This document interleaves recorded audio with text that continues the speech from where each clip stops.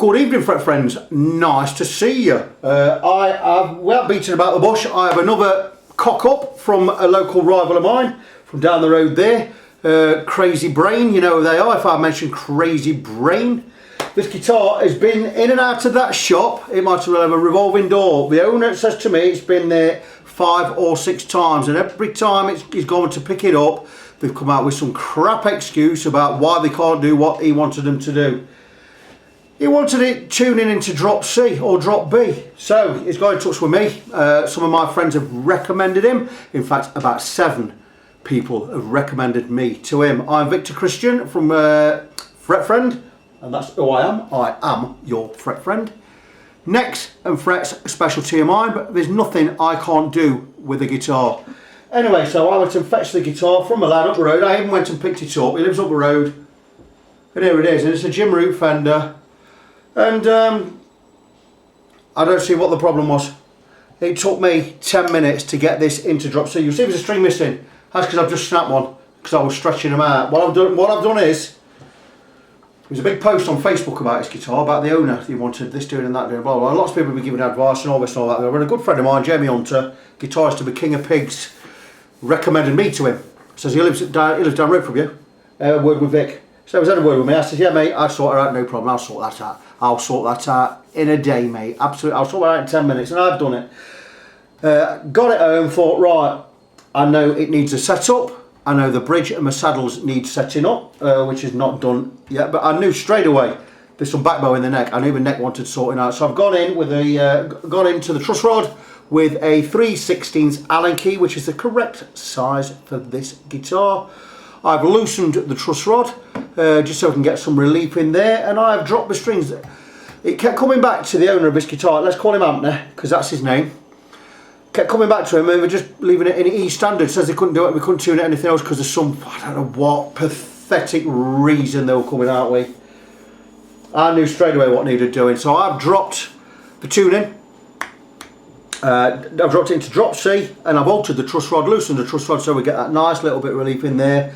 And then I've just tuned it in. I've not even stretched the strings. I've tuned it in, plugged it in, straight away, straight to drop C. Playing the guitar, absolutely beautiful. But it wasn't perfectly in tune because I hadn't stretched the strings. So I went to stretch the strings. As I stretched the strings, one snapped at the tuner here. Because you know these are one go affair, these strings. Once you tighten these up, you break them off because we've got string locks on there like so.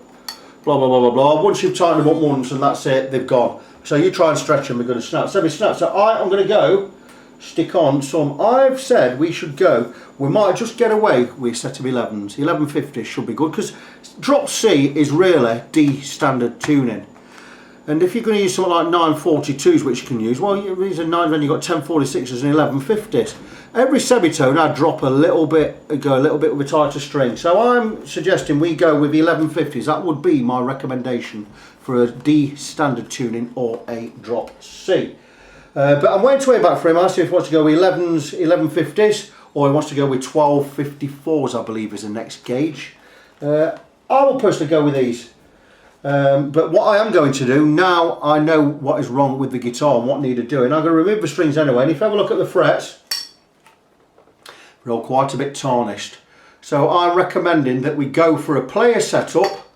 I'm going to test the action above the first fret and the nut, see if the nut needs cutting or maybe even changing. But I'm suggesting we go with the player setup, and if the frets are all level, we don't need any leveling, we can stick with the player setup. But if we need to do any fret work, I'm going to recommend we go with an intensive setup. Now the good thing about having an intensive setup is it is everything done. Your electrics, your frets, the whole caboodle, and what that does is that sets you up in good stead. For whatever string gauge you've got, I will set the guitar up for it. Means you are not going to need to touch your guitar. I absolutely guarantee, once I have set your guitar up, and I'm talking about myself, Victor Christian from Fret Friend, once I've set your guitar up to how you want it right, you should not need to change anything on that guitar for years. Once I've got it set, it will be right. And that is my promise. And you know my promise is, and forget all the lies that shop down the road said about me. If you go and look at my reviews, every honest review on my page, on Fret Friend page, gives me a 5-star rating, bar 1, which is from a lad from Derby, so forgive me, I probably can't count to more than 4. All the reviews based on lies, what they said about me up the road, right, they're 1-star reviews. All the other ones are 5-star reviews, bar 1. I only get 5-star reviews. Why? Because I'm an honest man. And I stand by my work. Anything ever goes wrong with anything I've done for you, I will collect it, I will put it right, whatever it may be, at my expense, and I'll deliver it back to you, all at no charge. So that's it. That's where we are with this fantastic Fender Telecaster. Jim Root, I absolutely love this model. Remember in the past I was building one of these for myself. That's another story. That might be Anna telling me what strings he wants. No, it isn't. It's someone else about something else. So yeah, Jim Root Telecaster, beautiful guitar. I absolutely love this. It sounds brutal. What I'm going to do is going to remove the strings. Going to check all the frets for level. I'm also going to polish the frets, so it's going to have a player set up anyway. I'm going to set the radius on the saddles. This is nowhere. This is absolutely shot. This went to that other shop down the road, Crazy Brain Spusic. It went there 5 or 6 times and it's still come back and it's not been set up properly. So I don't know what bullshit they're coming out with. Avoid them like the plague. I already said I got in a lot of trouble last year for saying 6 people had come from here and they now come to me, regular clients of mine. Well, this is the 7th one now that I know of so far. I've had a word with a few of my high-end friends in various shops around the area who I also work for. I'm not going to mention any names, but they've all said the same thing. They're hearing nothing but bad about those up the road. So let them be bad up the road. Let me be good where I am. Let me stand by my work ethics, and my standards. My standards do not drop.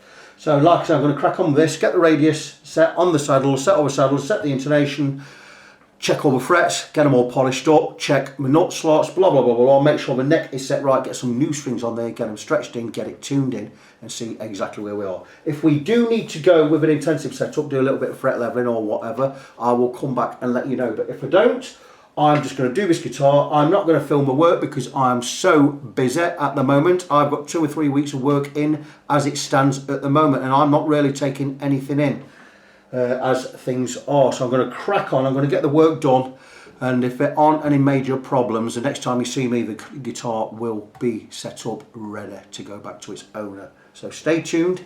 I look forward to seeing you again soon. Right, and I am back, but not because it's bad news, because it is not bad news. This guitar is in absolutely fine fettle, but there are 3 high frets. So it is going to need what we call an intensive setup. Now a player setup, 50 quid, is everything done. It's your neck levelled, it is your nut cut, it's your radius set on your saddles, your intonation done, and it's frets polished, neck cleaned and a restring. Now that's a lot, but that is what I call a player setup. Your tuners all get tightened as well and all your strap pins and everything gets checked and your electrics get checked. It's basically it really is quite an intensive setup. It's everything done, making sure your guitar is in the best playable state it could possibly be. But in this case, some of the frets are a bit worn. I mean, it's not a major concern. There's a bit of wear on the frets. If you want to pause that, zoom in, whatever, that's up to you. But there are 3 high frets. Now the difference between a player setup, which is going to get your guitar supremely playable, by the way, with new strings and blah blah blah blah and all cleaned up, but an intensive setup is different in as much as if you need something like up to 5 frets, say you've got 5 high frets, maybe sometimes if you've got 6 frets, I'll include that. Plus also your electrics get overhauled. Say if you've got pickup wire off or some wires off or whatever, or loose wires or pots or whatever, that gets done. So the difference between a player setup for 50 quid and an intensive setup. In an intensive setup you get up to 5 frets sorted, levelled, and once they've been levelled you're going to go flat set to recrown them again, then you polish them and you polish a lot. So you're getting that extra, plus you get all your electrics and your pickup wire and everything done extra. So this would fall under the category of having a £75 intensive setup. But because he's a new customer, I'm not going to do that. I'm going to do him at a very special rate. And I'm not going to tell you what I am going to charge him, but I'm doing him a special rate because only 3 frets need doing. But as I always do, the reason I make these videos, and I have always made videos, and I guarantee that I have videoed every single guitar that has come into this workshop, is why when they were telling lies up the road there, about they were fixing guitars I'd knackered, and they couldn't prove any evidence. And I said, give me the name of the person and blah blah blah, because I knew they were lying. The 3 guys that left me negative reviews, I knew they were lying. And they do tell lies, that's the thing. The thing is, I am covered. I always have been covered. I've videoed every single guitar that's ever come in this workshop. And if we don't, even if we don't get posted, right, I have them on backup. So, I'm going to move the camera. I'm going to turn the camera on the guitar, and I'm going to go across. I'm going to show that we've got the neck level using the not straight edge to prove at the next level. And I'll go across and we'll rock the fret rocker and we'll test which frets need some attention. So bear with me a second while I set up the camera, and I'll be back very soon. Right, I think you can actually see the whole of the neck now, and it's not perfectly level, and it doesn't have to be perfectly level. What it does have to be is straight, and how we check to see if it's straight is we have a fender scale, 25.5 inch. You see the notches all along this straight edge, and it is a truly straight edge, and it's called a notched straight edge. And what we do with this is we place it over the frets. These notches go over, and we make sure the neck is level, flat. And to get it flat, what we do is we alter the truss rod. Now I've already done that. I've gone with 3/16 Allen key. I've slightly loosened the truss rod to bring that relief out of it, and we've got the neck dead straight. There you go, and it's straight all the way along. And once we've done that, what we do is we go with what we call a fret rocker, and this has 4 sides, 1, 2, 3, 4 of varying lengths. The reason it's varying lengths is we always test 3 frets at a time, and if we get a rock anywhere, then we know the middle one is high. So we do blah blah blah, and we go all the way along the fingerboard, and so far so good. We're not getting a rock. Now I'm doing this. This is awkward for me to do it this way because I should be doing this with 2 hands. But I've already gone across, and I know there are only 3 high frets. Now you see what we do, we change over to a smaller side, so I could check for high frets. I already know there are only 3 high ones. Oh, that's 4. Listen. Hear the rock? It means this edge of this fret is a little bit high. So we're going to go with, that's fret number 6. So remember that, fret 6 is high. 7's a little bit high in the middle. So we've got 6 and 7, with 3 up this end as well. So I know there are 5 frets high. Now if they're high frets, I should be charging 4. There's another one there. Number 10. No, number 10's high.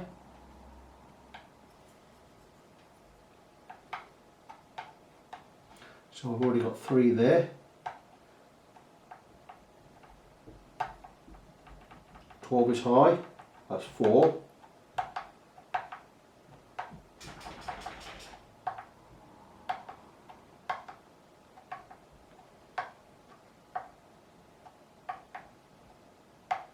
I think I know 17's high as well. Yeah, 17's high. So I mean about the rock, so 17's high, that's 5 frets high. So now we've got 6 high frets on here. So this will be having what we call an intensive setup.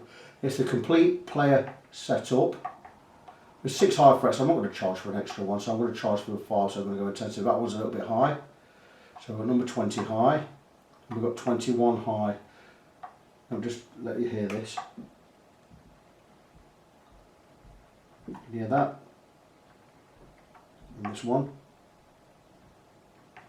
So we have 7 high frets. Now normally on this case, if we get more than 5, I normally say you recommend we're going to do a whole fret skim. We're going to level the whole lot, and that's more expensive, again 85 quid. But because it's only 7, and some of them are so slight, I could actually do this with a hand file. And I'm going to do it all with a hand, in fact I'm going to do it with 2 hand files. And I'm going to use all 3, should I say. Because I've got various files for doing various work. And I will be using, these are the 3 files I'll be using. And to remove the main material, I'll be using my Swiss cut number 4 file. That's anything where I need to remove quite a bit of material, I'll use that one. If I need to remove a little bit of material, I'll use my, sorry, that's a number 3 cut, Swiss number 3. This is about a Swiss cut number 4. This is a really, really fine cut. I will use this to remove a little material, and I'll also use it for recrowning the frets. By recrowning, what I mean is when I've taken the top off a fret, it's going to be level. We need to put that crown back in again. And I can do it by hand with this, or I can do it with a crowning file, which has got a groove all the way down there. And I've got a 3mm side and a 2mm side. I'll use that for finishing off with the crowning. So I'm doing all this by hand. I prefer to do it by hand, to be honest with you, rather than use this. I prefer to actually use these edges and roll over as I do it. I just have the knack for doing that. It's just my preferred method. So I'm going to level these 7 frets. Once they're level, I'll be giving them a polish with a couple of grits of sandpaper, finishing off with the smoothest and the finest grade steel wool. We won't be marking the neck. We'll have the neck protected at all times. So any frets I'm working on, I'll be going across with a fret guard. I learned this the hard way, to not do it without a fret guard, because what you do is you start polishing into the wood, and it may not seem like it's doing anything, but what it's doing is it will remove some lacquer from here. Would you believe the shop he took this to, Crazy Brain, we're telling him if we can't get it all sorted out, they're going to have to route some wood off somewhere for setting a guitar up into drop C or whatever. So there you go, I'll be using these fret guards over the frets. They fit perfectly over a fret. You notice I've been quite thorough in this video. I don't normally explain all this on all of my videos, but every now and again I get to a stage where I've done that many videos and I've not been, you know, super explanatory on there. So I'll explain that I've got these 2 different ones, one up here, one for this end that fits over there. So I've got 7 frets to level and polish. Once that's done, we can look at getting some more strings on. Once the strings are on, then we can look at the actual setup itself. I will come back and show you that more in depth in a bit, because this is, as this job goes, it's going to take me another 2 hours, and we're now already, I don't know what time, I've got no idea what time it is. I know we're at dusk, so it is just about 6 o'clock. So I would like to be done. I'd like to be out to this workshop by 8:30 at the latest and have this guitar done. And if I do crack on with it, I will do that. So, you've seen what frets need work. Just check again for myself. Yeah. That's high all the way across that one. And then we said 17, didn't we? Or didn't we say 13 or 40? Let's have a look. Seems okay. 13. Seems alright. 12 is definitely high. And we're at 10. Number 10 down here. Yep. I like to do this now and again. Be absolutely, listen. I like to be absolutely thorough, because when I get a new client, I like to show them that there is nothing hidden at Fret Friend. Absolutely nothing hidden at all. You get charged for what you are getting done. I don't add anything on. I even sell strings. I sell strings at cost. I buy strings at £5 a set. I sell them at £5 a set. I'm not a rip-off merchant. I'm not about money. I'm about service, about quality, and about satisfaction guaranteed. So anyway, got to crack on with the work. I shall come back and give you another little update in due course. Back ever so briefly, and I know the light is not that good in here, so it's the bad thing about, or the not so good thing about me videoing everything. I don't have good light in here, so once we've gone past dusk, you're getting a really grainy video, and there's nothing I can do about that. And I do upload them in the best quality I possibly can, but I just wanted to show, see, if I didn't video it now, I won't be able to video it at all. I just wanted to show the difference between polished frets and unpolished frets. I've levelled all the 7 frets that needed work, and I've checked every fret around them. I've been across the whole fingerboard. All of the frets are now level, and any are levelled and flattened, I've re-crowned, put the crown back in the fret. Frets are my absolute specialty. You won't get a better fretman around here than me, I absolutely guarantee it. And I'm not bragging, I am the best, I know I'm the best. Frets and necks, it's why I concentrate on frets and necks, because if your neck or your frets are not right, first and foremost, if your neck is not straight, cannot be straightened, your guitar's never going to be any good. It all starts with the neck. The neck has to be straight. Also, the neck has to be adjustable. The next most important part of the guitar after the neck is the frets. When the frets have to be level and they have to be crowned. And if you can get your neck straight, or if your neck is straight and you can move it, you can put relief or bow in it, your truss rod works fine, then you move on to the frets. And if the frets, then the next thing you do is you level the neck, you get your frets level. From there, anything is possible. If your neck is right and your frets are right, your guitar has the potential to be the very best guitar on the planet. But if that's not right, the neck or frets aren't right, the guitar will never be right. I absolutely guarantee that. It's why I get right into the nitty-gritty of things, and I get to the important. I like to be in the important places. I like to be where something's critical. And with a neck and frets, it is critical. They are done right. It's why I'm building up such a great reputation in England. Don't forget, I don't just work in Mansfield and Nottingham and Kirkby and Ashfield and that. I might live in Kirkby and Ashfield. People ship guitars to me from all over the country. Now, that doesn't happen unless you're good at your job. I'm not saying I'm the best. I don't know how good I am. I've got no idea. What I do know is, right, I work to the best I possibly can, and I'm always looking for ways to improve. I'm always looking for ways to make my experience with me better for you, the customer, and that you always go away satisfied. And if I learn something that makes my job a little bit easier but also makes it better, then I will incorporate that into what I do. I am meticulous about quality. I'm meticulous about being the best. Maybe it's because I'm a Christian, most likely is. But even before I was a Christian, I always still wanted to do my very best. It's why I've always repaired my own guitars. It's why I've always maintained, serviced and MOT'd my own vehicles. It's something that I've never paid to have my car serviced or MOT'd. I've always done the work myself. It's just the way I am. I like to get into things. I like to know how they work, and I like them to be the best they can possibly be. So back to the guitar, I'm going to show you the difference between polished frets and not polished. So the first 3 frets are polished, and the next lot aren't. And I think you could tell the difference there. I love to polish frets. It's something you don't really notice when you look at your guitar. They're just frets, but when you see some polished ones next to unpolished ones, then you see what state your frets are in. It's important to keep these clean and polished and shiny, because then it's not going to dull your tone. It's not also going to cause bends and that you're going to get a little bit of buzz here and there, or you're just going to get a dull sound. And how I polish is I polish with, mainly I use the finest grade steel wool. It's 0000 grade, 4 zeros, and I always use fret guards. The thing is with these, with a maple neck, if you are polishing a fret, you're going to go into the wood and it's going to put a dark line in the wood, and you don't want that. Even with these, sometimes you get dust goes under these and it leaves a dark mark. So what I do tend to do is, when I'm working on a fret, I take 2 pieces of tape and I tape the fret off like so. And then you're not going to get anything on the fingerboard. And it's what I do. And it takes a lot longer. It doesn't take a lot longer, it takes longer.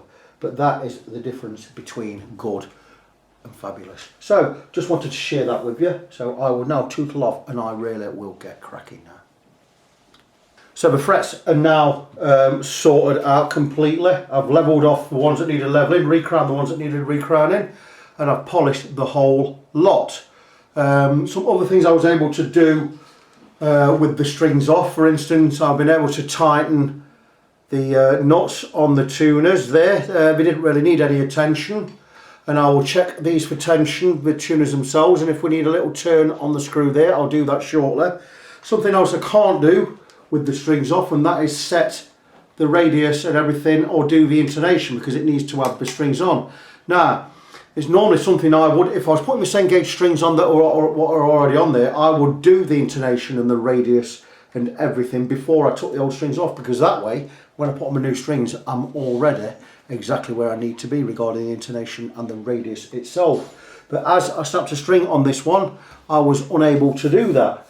Something else I've done as well, I've just tidied up the nut slots and removed any grime that was in there. I do have a, don't use my files. I only use these files if I'm cutting nut slots. I didn't need to cut the nut slots, I needed to clean them out. So if I need to clean them out, I do use a welder's tool, a welder's file set, and it's just a set of files, various thicknesses. They go from thin to fat, and they are basically round files. I don't use them as a file, I use them just to clean any gunk that's in the slots. It means we're not removing any material. If we need to remove any material from a nut to get the action right later, we will go with the Hosco fret files. 2 cuts per file gives you 6 cuts, 1 for each string.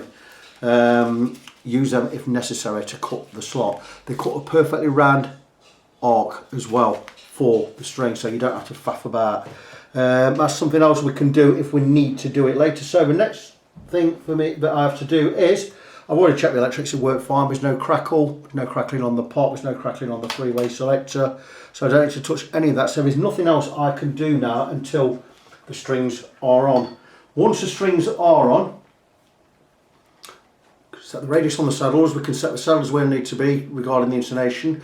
We'll make sure the next set we've got a little bit of relief in there when under string tension, and we'll check the height of the string above the first fret, and if it's too high, we've got too much of a gap there, we will cut the slots in the nut. The nut itself looks plastic. I guarantee it's not plastic, it's a fender. If it's fender, it's a man-made substance called Cyclovac.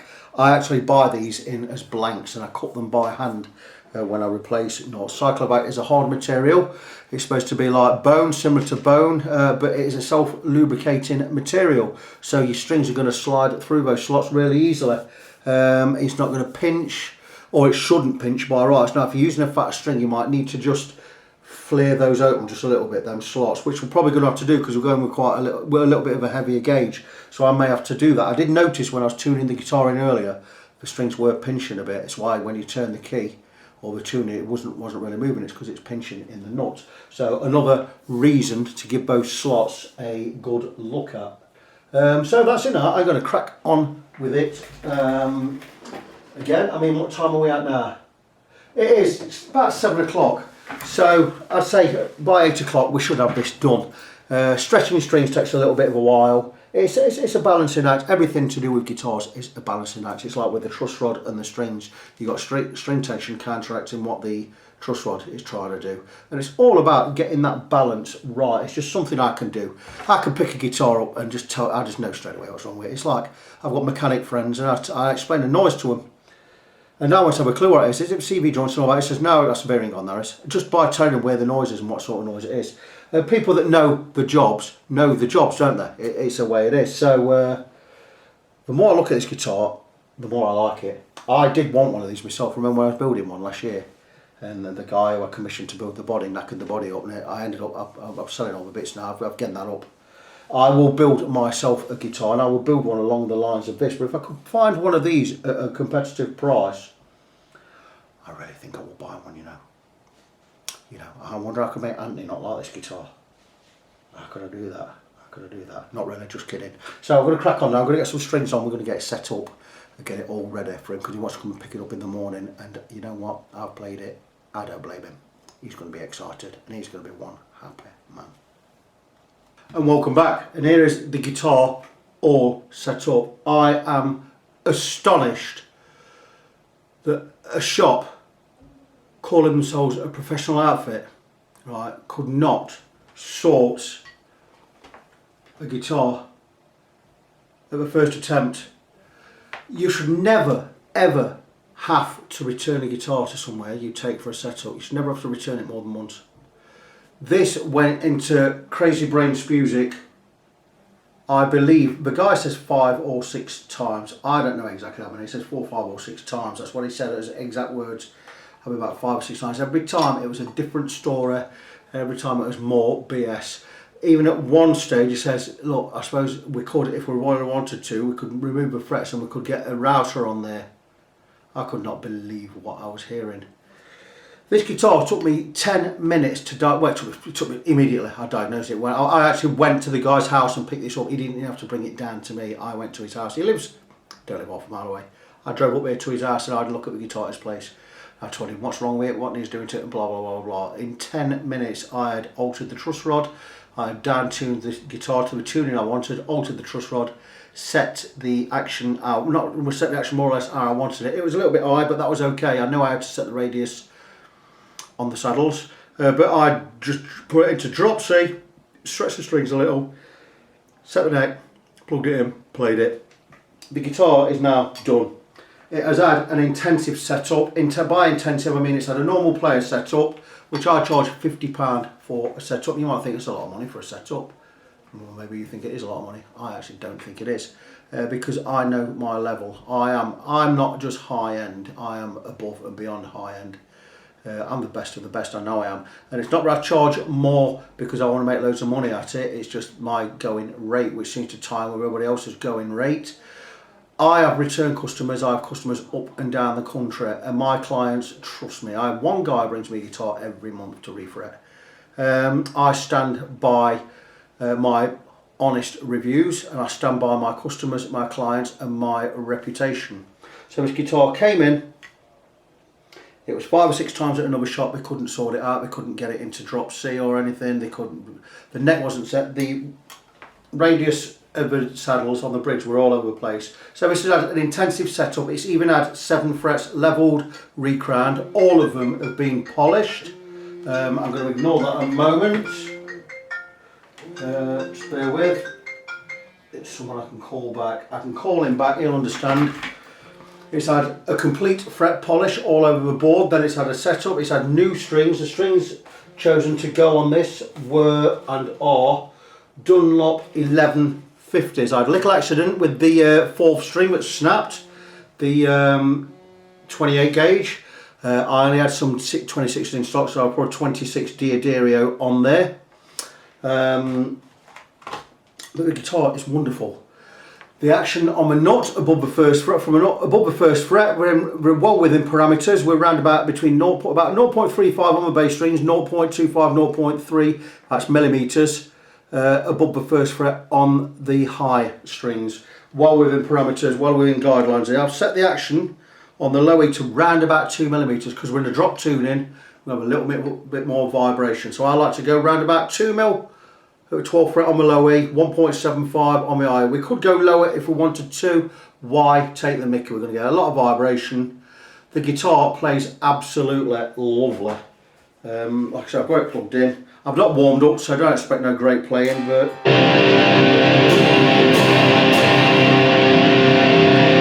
sounds amazing.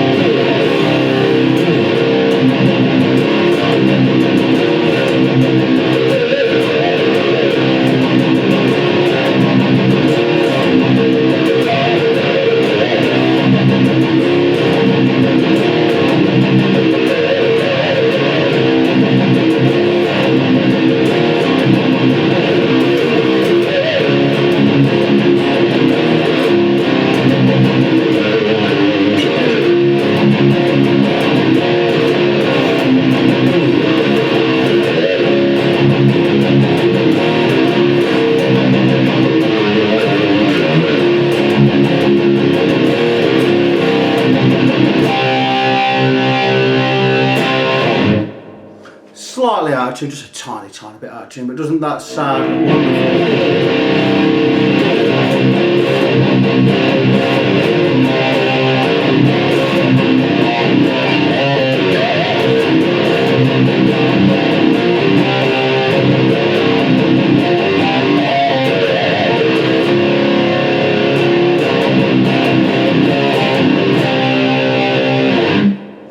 and that's it. I need to stretch the strings just that little bit more. I've not given them a full stretch yet, but the guitar plays wonderful. There's no fret buzzing anywhere.